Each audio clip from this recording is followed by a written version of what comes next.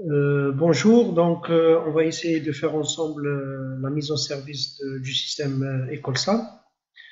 Donc on va essayer de répondre directement à la partie C, lecture de schéma et compréhension du fonctionnement.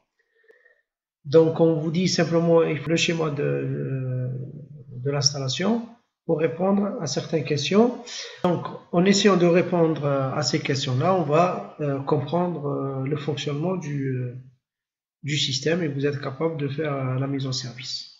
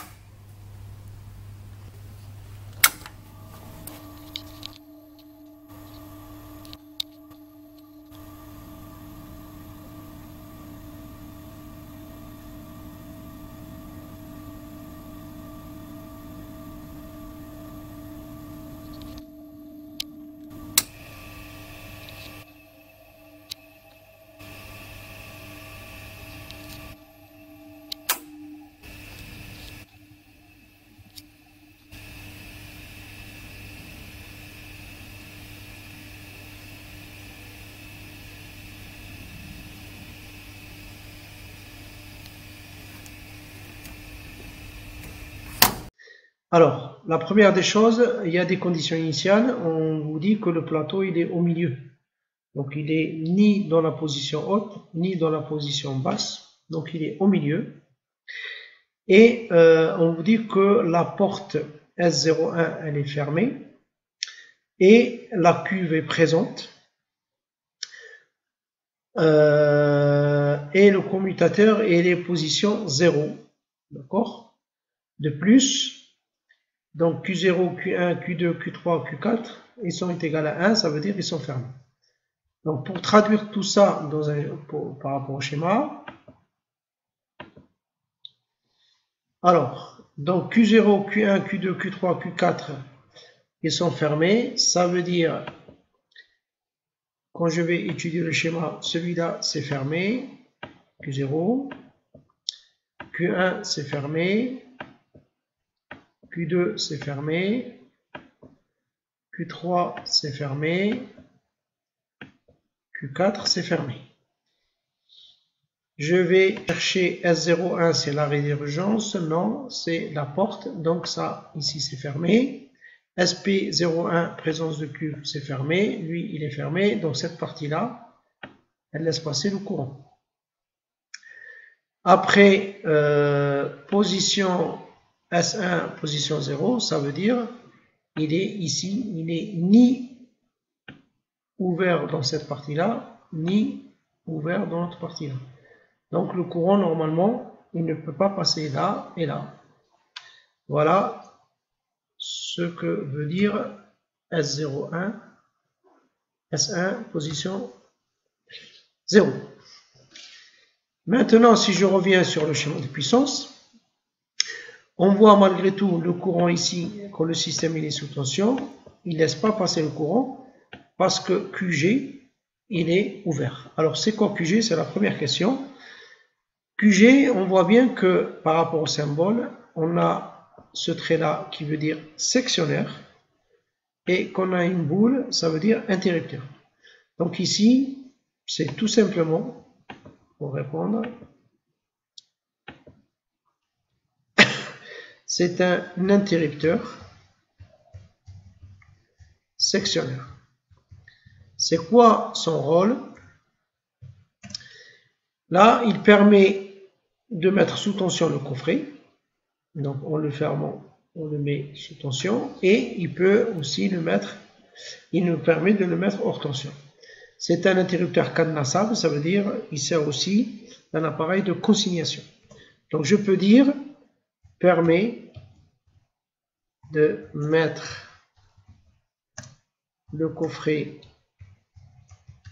sous tension ou de le mettre hors tension.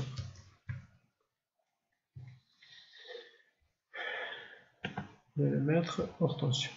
Alors, donc j'ai répondu à cette question. Je vais aller en rouge. La deuxième, on vous dit que représente le symbole placé à droite de la bobine KA1. Donc, si je reviens ici, ça veut dire ils veulent savoir c'est quoi ce symbole-là. Alors, K, ça veut dire contacteur. A, ça veut dire auxiliaire. Ça veut dire un contacteur auxiliaire qui se trouve simplement dans le schéma de commande. Alors, il y a deux types. S'il n'y a rien, c'est un contact auxiliaire normal.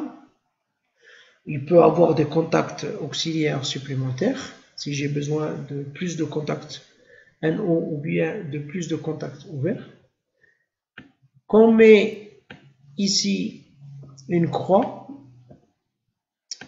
ça veut dire c'est un contact auxiliaire temporisé au travail. Ça veut dire j'ai rajouté un contact temporisé. Quand vous avez un contacteur où ici c'est noir, comme dans ce cas-là, à ce moment-là, c'est un contact où on a rajouté une tempo au repos. Donc là, on peut répondre ici. C'est un contacteur auxiliaire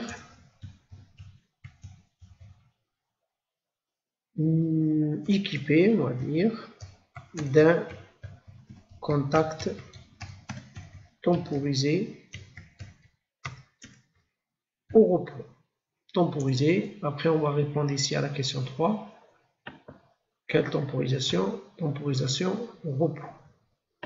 Voilà, j'ai répondu à la question 2 et 3.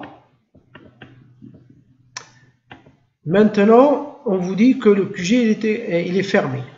C'est égal à 1, ça veut dire il est fermé. Je reviens sur mon schéma. Donc ici, on peut dire que maintenant, on a QG fermé. Donc le courant, il va passer. Il va être arrêté là. Pour l'instant, je ne sais pas, est-ce que KM1, il est ouvert ou fermé.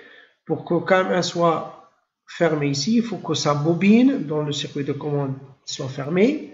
Là, c'est pareil, KM21, KM22, il faut que les bobines soient alimentées. Donc, on va voir, je ne sais pas encore pour l'instant. Alors, ici, pardonnez-moi, le courant, il va passer.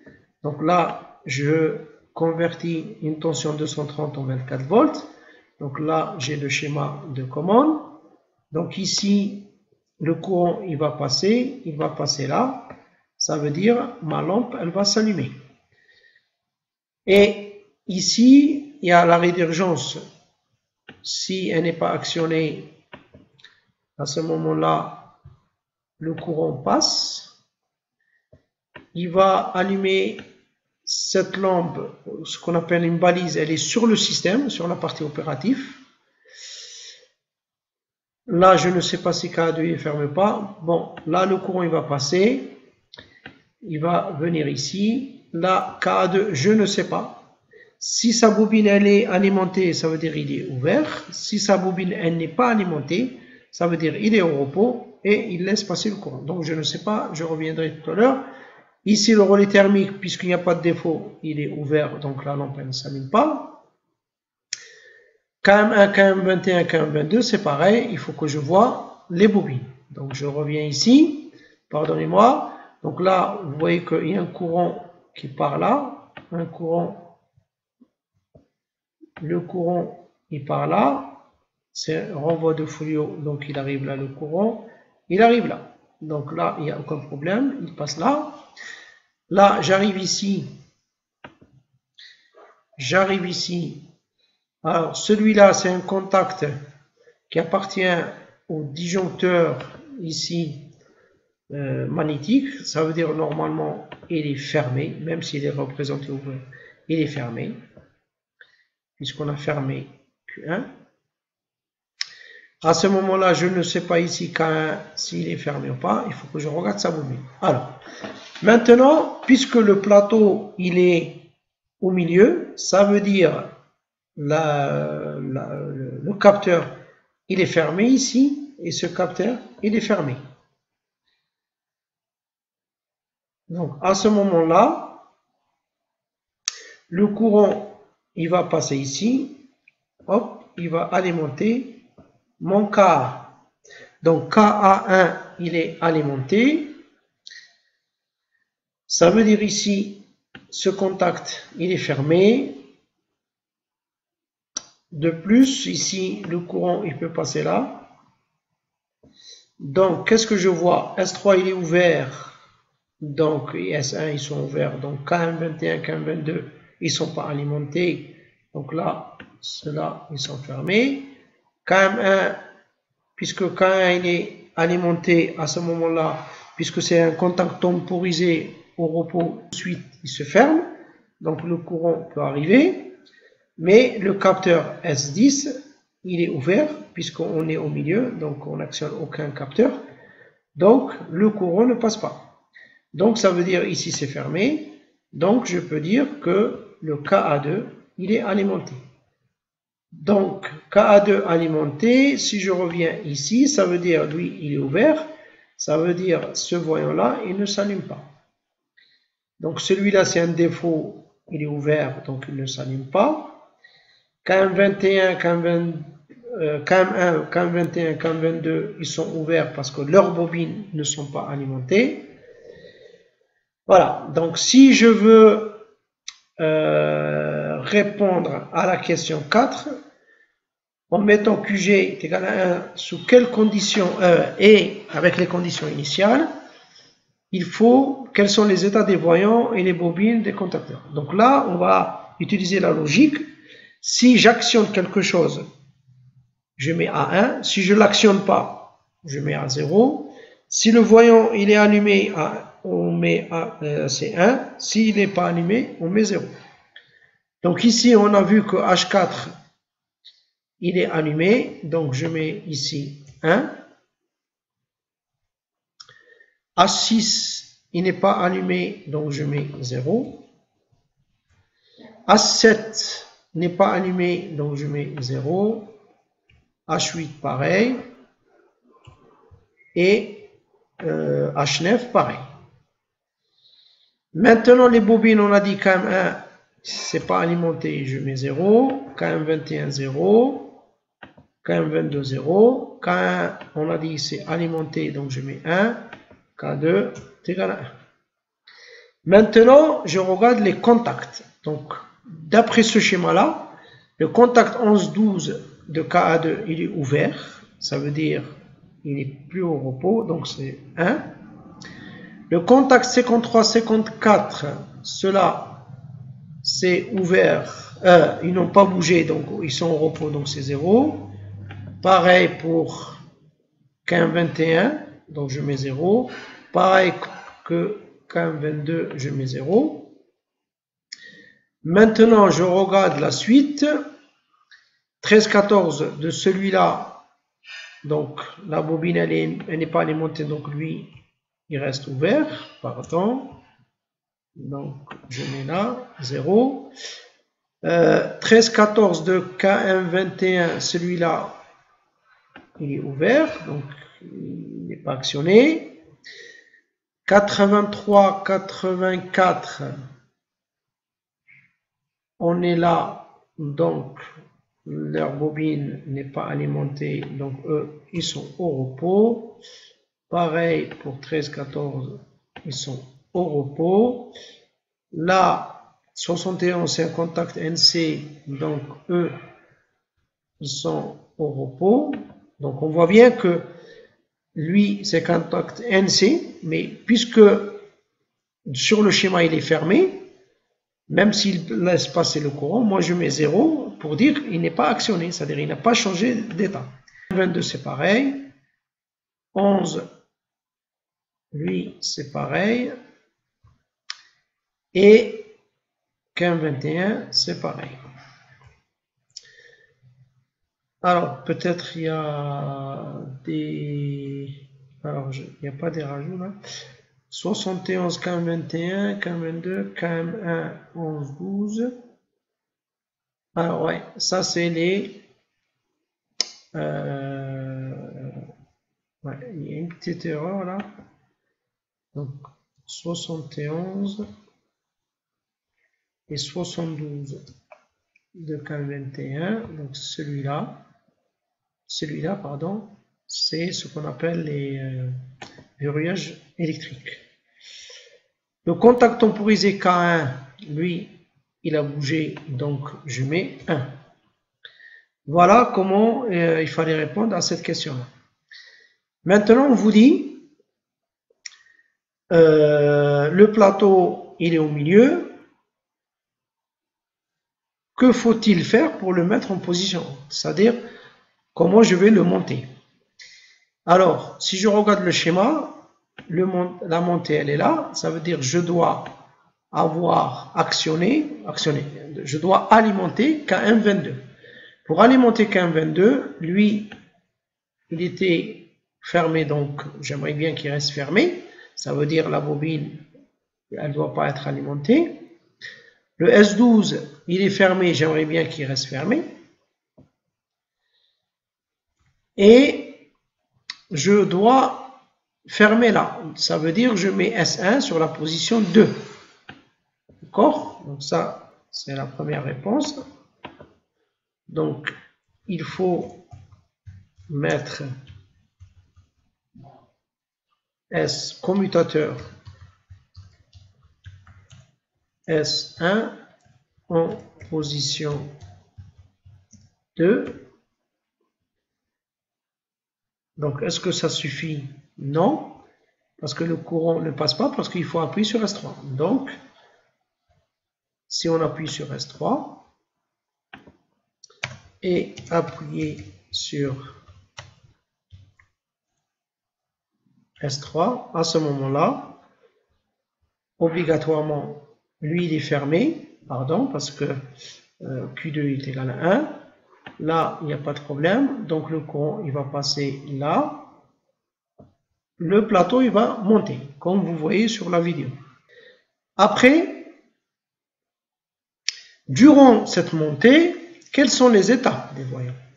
Donc, c'est quoi qui a bougé? Maintenant, KM22, par rapport à ce qu'on a fait ici, KM22, il est alimenté. Ça veut dire, lui, il va s'ouvrir.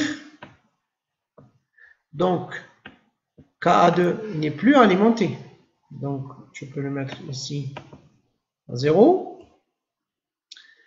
K1, ça ne bouge pas parce que le contacteur S11 n'est pas actionné. Ici, KM22 est égal à 1 par rapport à tout à l'heure. Et par rapport au voyant, si on regarde bien, H4, il est toujours égal à 1. H6, il n'y a pas de défaut, donc c'est, pardon, je fais quelque chose, ouais. Alors, H4 est égal à 1, H6 est égal toujours à 0 parce qu'il n'y a pas de défaut. KM21, il n'est pas actionné, pardonnez-moi, je vais le regarder, on ne sait jamais. KM21, non, on n'a rien touché, donc il n'est pas actionné. KM21, non, et c'est KM22. Voilà. Donc, KM22, pardon, KM22 ici, donc H9 qui s'allume. Donc là, H7, c'est toujours 0, H8, 0, et H9 est égal à 1.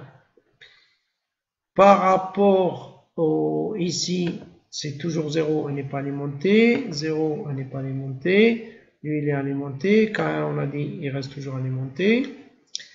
Par rapport au contact, KA2 n'est pas alimenté, ça veut dire lui, il va revenir à sa position initiale, ça veut dire 0. CAM21, il restera toujours 0. CAM21, toujours 0, parce que sa bobine n'est pas alimentée. Lui, par contre, il va se fermer. Lui, il reste toujours 0 parce que sa bobine n'est pas alimentée. CAM21, pareil, il n'est pas alimenté. Là, pareil. Alors pourquoi il y a 83, 84? Ah oui, on est là. Donc, pareil. KM22, il a bougé parce que sa bobine elle a bougé. Elle est alimentée maintenant. KM21, il restera 0. KM22 est égal à 1 parce que sa bobine elle a bougé. KM1 est égal à 0 parce qu'il n'a pas bougé. KM21 il n'a pas. Et là, KM22 est égal à 1. Et le contact autorisé, c'est toujours égal à 1 parce que sa bobine elle est alimentée. Voilà, donc si on compare les deux, là c'est en plus, on avait KM2, KM22 qui est alimenté à ce moment-là. Ce KA2 n'est plus alimenté et les autres, c'est bon. Maintenant, quel est le qui arrête la montée? Donc je monte, je monte, je monte jusqu'à où je touche, le plateau touche S12, ce capteur. Donc ce capteur, qu'est-ce qu'il va faire? Il va s'ouvrir. Il va s'ouvrir. Donc s'il s'ouvre, la bobine, elle sera plus alimentée et on arrête la montée. Comme vous le voyez sur la vidéo. Donc ici, on pourra dire c'est le capteur position haute S12 qui va arrêter automatiquement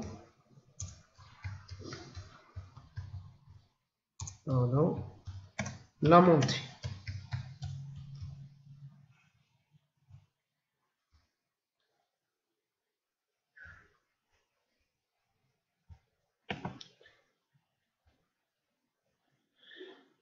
Maintenant, je vais effacer des trucs.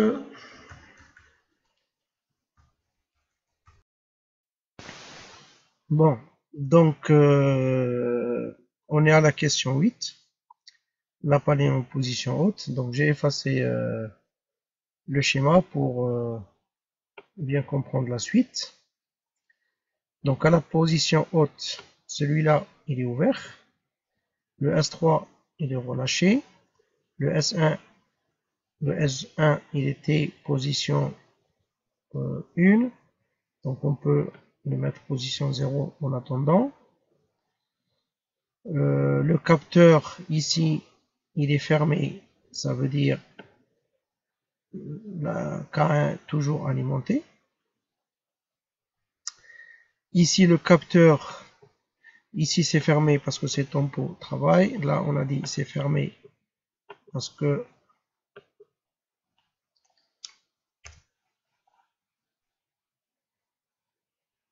donc ici c'est fermé. Là aussi c'est un contact thermique. Alors donc ici KA2 qu'on l'appelle quand S12 détecte détecte le plateau, c'est-à-dire quand le plateau il est en position haute, KA2 il va s'alimenter parce que KM2 il n'est plus alimenté. Donc ici le courant passe. Là on a dit c'est fermé, donc le courant il est en attente ici. Voilà, donc une fois le plateau est en haut, on veut le descendre. Pour le descendre, ça veut dire il faut alimenter CAM21. Pour alimenter CAM21, il faut que CAM2 ne soit pas alimenté, donc celui-là fermé. K1 il est fermé parce que sa bobine elle est alimentée. Donc il faut mettre le commutateur S1 en position 1. Donc ça, c'est la première réponse. Donc il faut mettre le commutateur S1 en position 1 et autre chose. Donc on voit bien que le courant ne peut pas arriver, il faut fermer S3. Donc il faut appuyer sur S3. Comme vous pouvez le voir sur la vidéo à côté. Donc une fois on a ces deux conditions, qu'est-ce qui se passe? On commence à descendre. Donc le courant alimente KM21. Ici KM21 il va, pardonnez-moi, ici KM21 il va s'ouvrir, ça veut dire la bobine elle n'est plus alimentée. Ce capteur là il va se refermer, mais malgré tout, puisque lui il est ouvert, donc KM22 il n'est pas alimenté. Donc on est dans la descente. Pendant la descente, quels sont les états des voyants et des bobines? Donc puisque j'ai ce folio là, je peux répondre ici rapidement. Donc KM1, on voit bien qu'il n'est pas alimenté, donc c'est 0. KM21 il est alimenté parce qu'on est en train de descendre. KM22 c'est 0. K1 c'est 1 parce que le capteur il est toujours fermé. KA2 est égal à 0 parce que le contact KM21 il s'ouvre. Par rapport au voyant,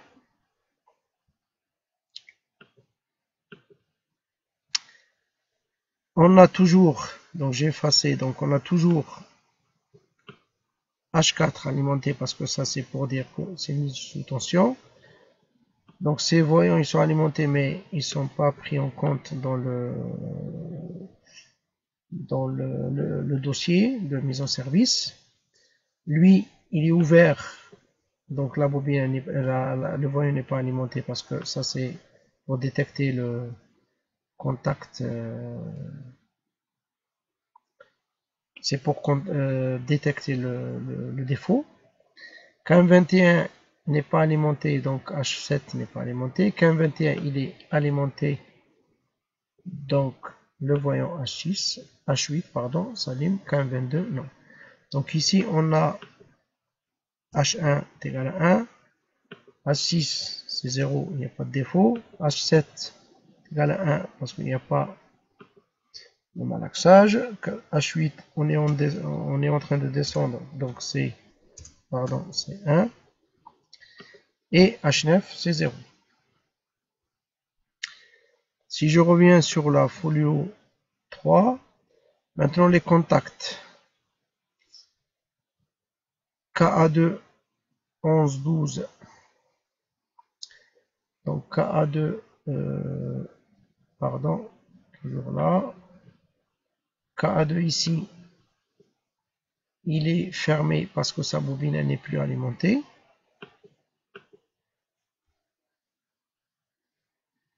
Le KM21 c'est 0 parce que la bobine n'est pas alimentée. KM1 pardon. Le KM1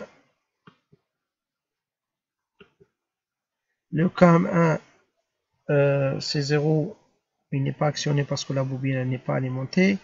KM21 contact ouvert c'est 1 parce que sa bobine elle est alimentée. Ici c'est 0 parce que sa bobine n'est pas alimentée. KM11 c'est 1, c'est 0 pardon, parce que sa bobine n'est pas alimentée, donc il reste fermé, donc il n'est pas actionné. Donc on est là ici. KM21 donc est égal à 1 parce que la bobine elle est alimentée. 83-84 de KM21. Donc 83-84 KM21, il est où? C'est là. Donc il est fermé, donc il y a l'auto-maintien. Donc est égal à 1. KM22 c'est 0 parce que il n'est plus alimenté. 71 que 72, contact fermé de CAN 21 est égal à, il change de position parce que sa bobine elle est alimentée, lui il ne change pas de position, et CAM 1 ne change pas de position parce que sa bobine elle n'est pas alimentée, et CAM 21 ici il change de position parce que sa bobine elle est alimentée, et CAM 22 ici c'est pareil,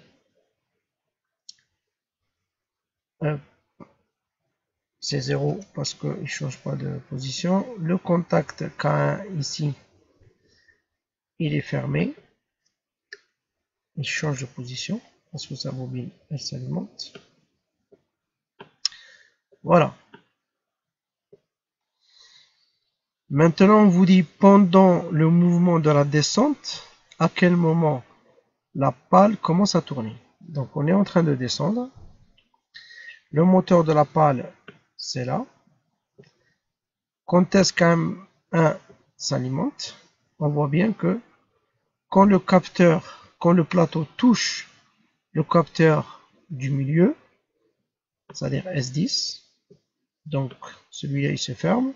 CAM 21 il est déjà fermé parce que sa bobine elle est alimentée, donc le courant passe, alimente CAM 21. Ici il y a l'automaintien, donc on peut dire ici la pale commence à tourner, et vous pouvez le voir sur la vidéo à côté. La pale commence à tourner quand le plateau se met en contact, touche le capteur du milieu S10. Voilà comment il faut répondre à la question 10.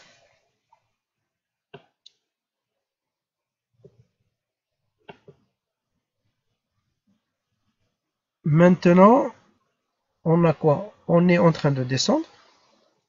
En même temps, la pale tourne, c'est ce que vous voyez sur la vidéo. Quel est le composant qui arrête la descente?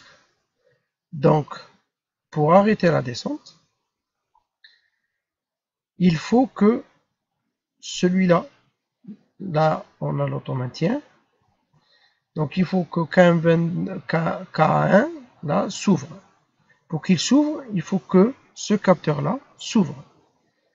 Donc là, une fois ce capteur s'ouvre, ça veut dire quand le plateau touche le capteur de position basse,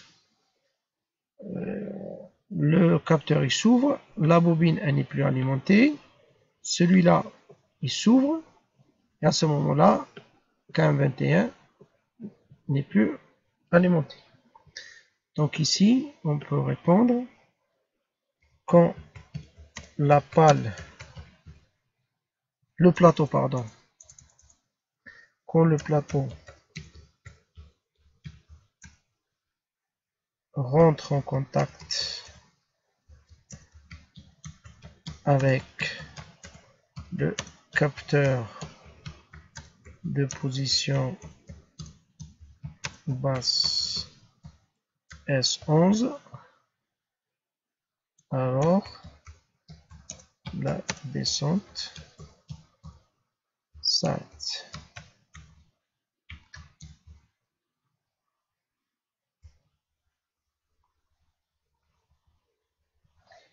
Ou bien on peut supprimer tout ça pour répondre. La descente s'arrête quand le plateau touche ou rentre en contact. Donc quand le plateau rentre en contact avec le capteur de position S11.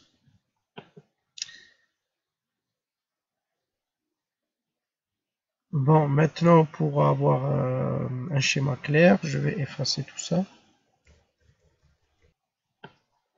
Alors, comme vous voyez là, j'ai effacé le schéma. Je reprends rapidement. Donc le courant ici, il passe K1, il est alimenté, il reste alimenté, même si la bobine n'est plus alimentée. Alors c'est temps pour repos, donc comment ça marche? Si vous avez bien compris, quand la bobine elle est alimentée, dès que la bobine elle est alimentée, le contact il se ferme tout de suite et il va continuer à être fermé tant que la bobine elle est alimentée. Une fois la bobine n'est plus alimentée, à ce moment-là, lui, il va s'ouvrir après un certain temps. Ça veut dire ici, si j'ai marqué par exemple, si j'ai programmé 5 secondes, donc lui, ce contact-là, il va s'ouvrir 5 secondes après l'arrêt de l'alimentation de la bobine K1. Donc, à la question quel est le composant qui arrête la pale, donc on a dit que c'est S11 qui arrête. Donc à ce moment-là, lui n'est plus alimenté, K21, K22, donc il était déjà pas alimenté, celui-là il est ouvert. Donc là, l'auto-maintien il s'arrête. Donc on est à cette configuration-là. Donc on a KM1 alimenté. Donc la pale, elle tourne. Une fois que la pale est position passe, est-ce que la rotation de la pale s'arrête tout de suite? Donc non, mais à condition que je programme une temporisation un peu longue. D'accord? Si ici j'ai mis par exemple j'ai mis 0 secondes, et bien elle va s'arrêter avec la descente. Donc elle ne s'arrête pas tout de suite. Elle ne s'arrête pas.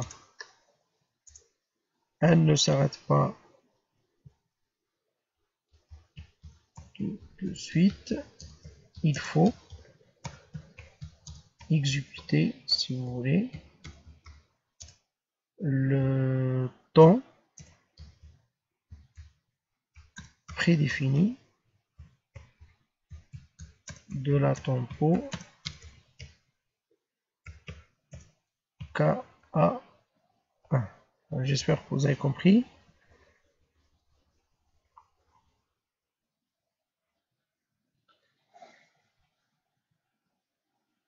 Donc là, je corrige.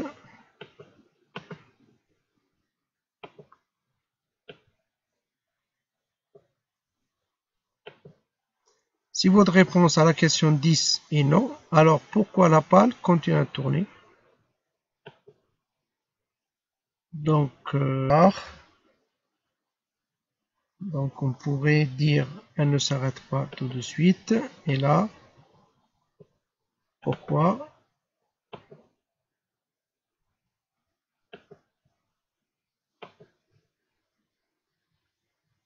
Car il faut exécuter le temps prédéfini de la tempo K1. Voilà, donc j'ai répondu rapidement, mais voilà, donc à ce moment-là, après 5 secondes ou 10 secondes, ça dépend le pré-réglage, à ce moment-là, elle va s'ouvrir et tout s'arrête, comme vous le voyez sur la vidéo. Voilà, j'ai fini cette partie-là, j'espère que vous avez compris. N'hésitez pas de revisualiser la vidéo pour bien comprendre. Merci de votre attention.